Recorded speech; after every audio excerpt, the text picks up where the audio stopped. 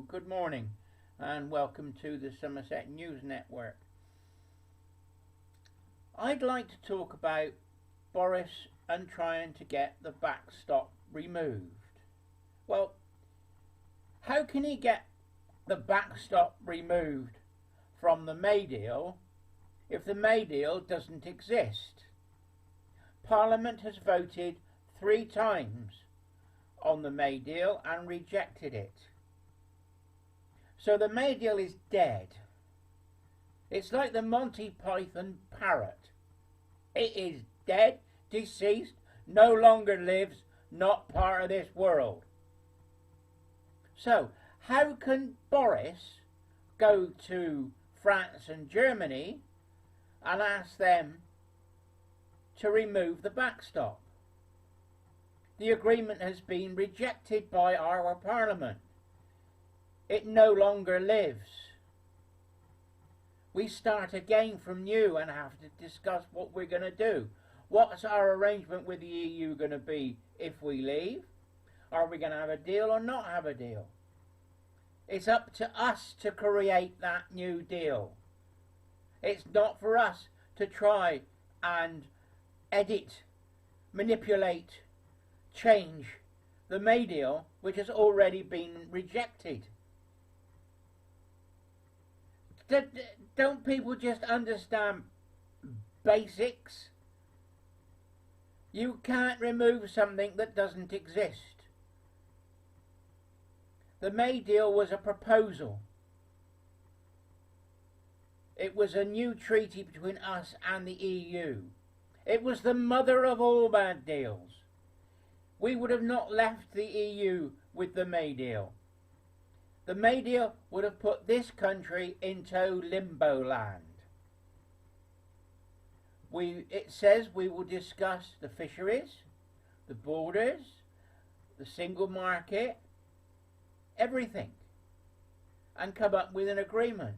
We could end up with the May deal after 2 or maybe 3 years, because that hadn't been decided either. How long the interim period would be, we don't know if it would be 2 or 3 years. We could end up still being in the single market, still being in the customs union, giving our fishing to the French and Spanish. They might even have more then than they do now. How crazy can people get? There is only one basic principle. They say, we didn't vote for a no deal. That makes me cross. We didn't vote for a no deal. No, we didn't vote for a deal either. We weren't given any idea what the deal would mean. All we were told is that we were leaving the EU. We could either leave or remain. We voted to leave. Leave means leave. No customs union, no single market. Our border control's back. We can then control who we bring into the country. Control of our fisheries. And if we decide that we will let our neighbours have some of our fish, that's up for us to decide. There is a fundamental principle that's involved. If our country is to be sovereign, we have to have a parliament that is sovereign. The parliament is sovereign because the people are sovereign. The people have the power to vote the government in of the day that they want. If we want Tories, we vote Tories. If we don't like them, we can vote Labour. Now we've got a third choice. If we don't like any of them, No, I'm not going to say Liberal Democrats, because they haven't really got a chance. I'm talking about the Brexit Party. Brexit Party is saying what the majority of people out here in the countryside are saying. Go down the pub, everybody's pro-Brexit. There's 1 or 2 that want to stay in the EU. But they've been it's like they've been brainwashed. Staying in the EU is not an option. They will drag this country down. They will bleed us dry. The EU costs us 9 billion a year in membership. We pay 13 billion a year to the EU in membership. We get back 4 billion in agriculture and in regional grants. So it's not EU money that's being used in this country. It's our money that we've already given them. Net loss to UK membership of EU, 9 billion a year. Okay, then we come on to the extras, because it's not only the membership fee that we pay, we also pay all our import duties from outside of the EU to the EU. We don't get it. They allow us to keep 20% of it for kindly collecting the money for them. So when you order stuff from the States and you get a 5% tariff on that, our government gets 20% of it. So if you pay a tariff of 50 quid, the EU gets 40 quid and our government gets a tenner. That's how it works. That's the EU rules. Then on top of this, we have VAT. Oh, you think our VAT goes into our treasury? Not all of it. A certain amount of it, of our VAT, and I think it's 5%, goes to the EU.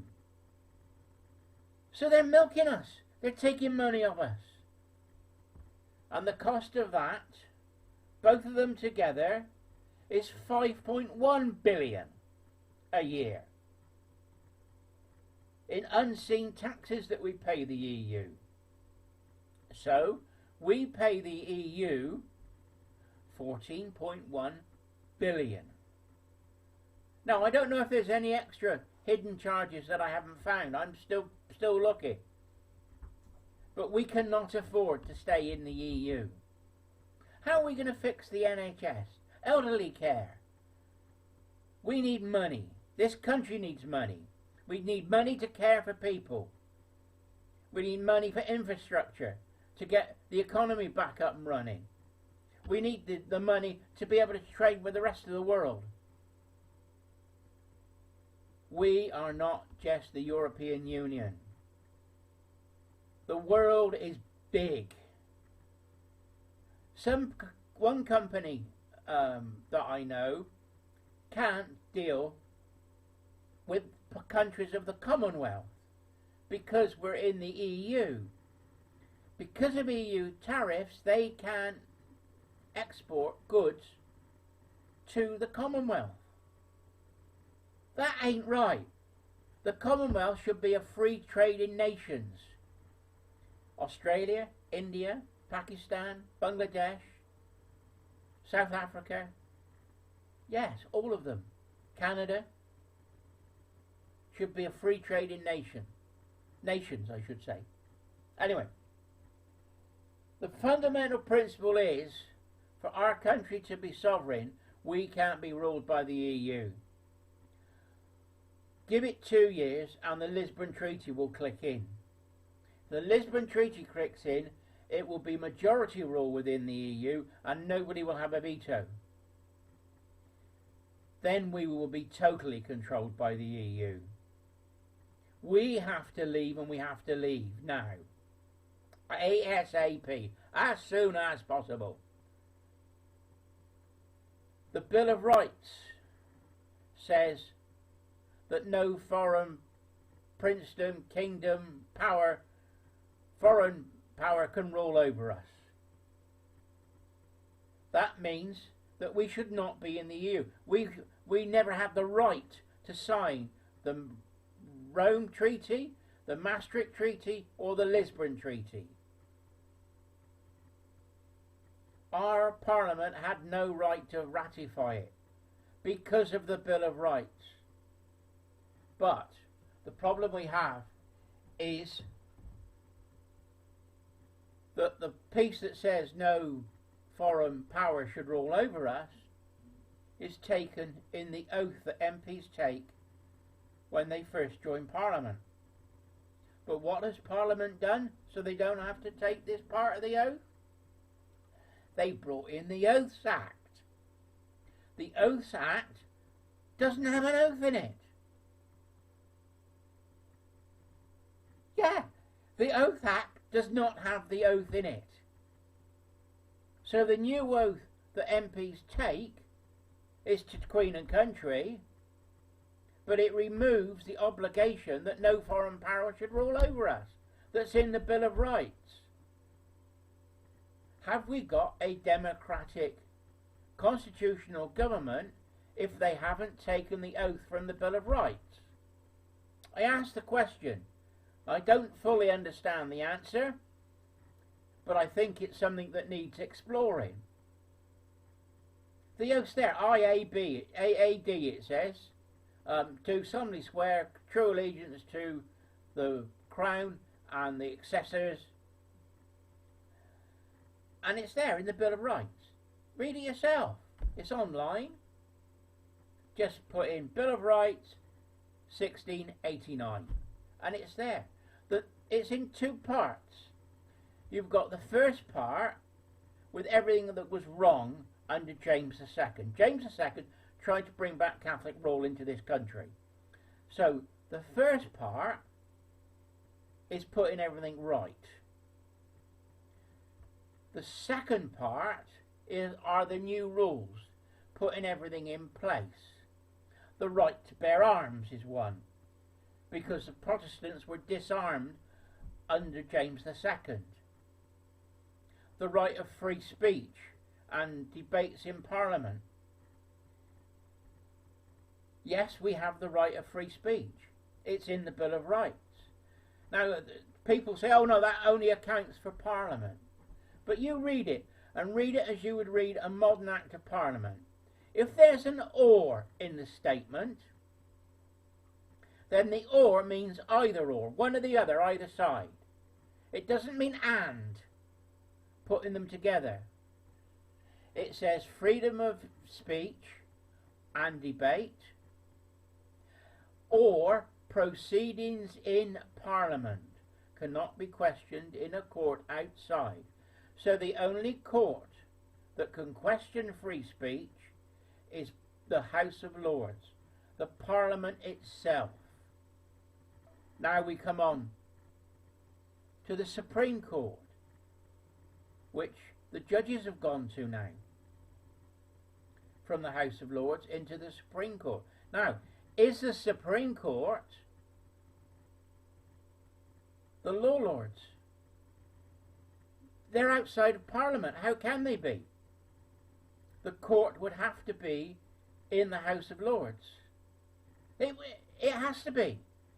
It can't be some tribunal outside called the Supreme Court. Why have we got the Supreme Court? Because we're in the EU. It is diminishing our judicial system. Slowly they are bringing in Napoleonic law. You have to prove you're innocent, not they have to prove that you're guilty. Our English way of life is changing, and it's changing before our very eyes. You have to understand this, you have to read, you have to gen up.